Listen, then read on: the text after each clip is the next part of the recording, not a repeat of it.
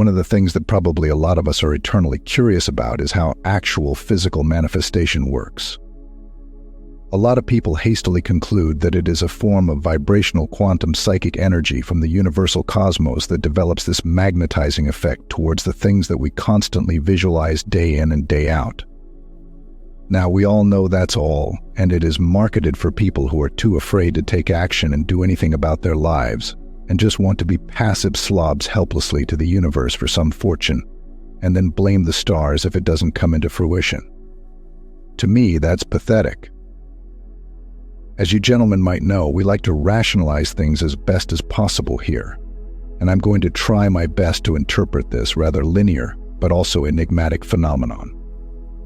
You see, in contrast to what most people believe, physical manifestation is not mindlessly and passively attracting what you want through positive fantasizing, but it is building yourself up and bringing yourself constantly closer to the vicinity of those that you want, so that you are more susceptible to encounter, imminently create, or be exposed and presented with the opportunities to claim or earn what you want.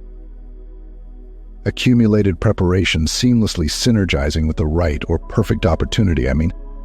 Let's be honest. If you want a lot of money, and in order to manifest that money is to sit in your bed and think about money, I think everyone would be filthy rich by this point, because we all stress about money, and yet it never randomly comes to us one Sunday morning when we wake up. In addition to your constant visualization, you actually have to build and add all the necessary attributes and elements that can help propel you closer to your goal. For example, if you want to be an established musician, you have to first and foremost acquire, build, and maintain all the necessary skills, knowledge, and experience to seamlessly and fluently play a musical instrument. All of those attributes require tons of consistency, patience, and perseverance of practice in order to finally possess them. After that, you need to acquire other elements like certifications of proficiency or credibility and grades in order to show that you are actually a capable and valuable player. A portfolio of contributions in the form of gigs and shows that you are volunteering to be a part of or be employed in, so that you are presenting yourself as an active and seasoned professional, composing and publishing your own original sheet and tunes, marketing yourself as much as possible on social media, and making connections with the right people in order to increase your chances of exposure. These are all the things, among many others, that you need to put together in order to put yourself as often and as conspicuously as possible in the vicinity of much more lucrative and prosperous opportunities that you can take advantage of in order to prepare yourself to your goal. This is the preparation. That is why, if you think carefully, the best preparation that can be given to someone, or that someone has, is inheritance, whether it is physical, financial, or social, because they already give them that much needed lead to put themselves deep in the vicinity of those lucrative and prosperous opportunities that most people require years or even decades to catch up and be in. But hey, the world is unfair, and we just have to live with it. Once again, now the X factors in this law of attraction that we are not in full control of are those opportunities, because whether you like it or not, success is based on luck. Luck is based on timing, and timing is based on the perfect opportunity that you take advantage of that synergizes seamlessly with your years of accumulated preparation. Now, why opportunities are considered as the X factors is because not all opportunities are created equal, and we do not have an exact predictive formula to calculate their availability for us.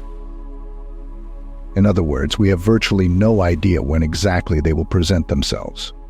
We just have to constantly seek them and expose ourselves as much as possible in their vicinity until we become relatively aware or even considerably aware of their availability.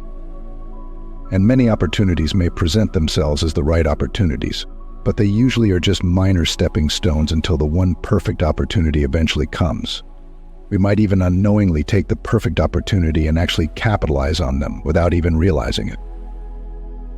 That is why, if you look at every success graph, it is always a linear upward graph of volatile peaks and troughs, slowly gaining momentum until it eventually explodes and catapults upwards in a very steep and imminent rise.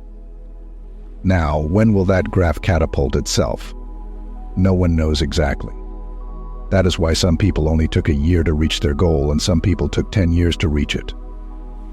And that is also why so many people quit halfway or near their moment of breakthrough, because despite all their hard work, the perfect opportunity just seems to never come, and it gives them this false perception of pointlessness and futility in all the time, effort, and resources they've spent on one thing.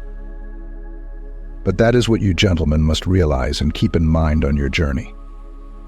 Even though you haven't virtually achieved anything, that doesn't mean that you're not growing when you are still constantly putting in the effort, pushing the extent of your abilities, and constantly maneuvering, twisting, and pivoting to put yourself in a much better position to meet that perfect opportunity.